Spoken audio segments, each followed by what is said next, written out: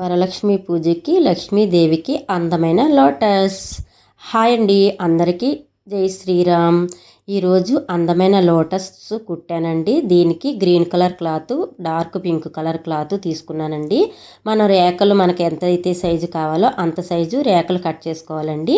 నేను ఇక్కడ 8 రేఖలు పింక్, 8 రేఖలు గ్రీన్ తీసుకున్నానండి. అలాగే బీన్ సంచి సర్కిల్ కట్ చేసుకొని అది లోడింగ్ చేసేసానండి. గ్రీన్ కలర్ తోటి లోడింగ్ చేసేసి 8 రేఖలు కొలుచుకుంటూ 8 రేఖలు కుట్టేశానండి. గ్రీన్ కలర్ ముందు కుట్టానండి.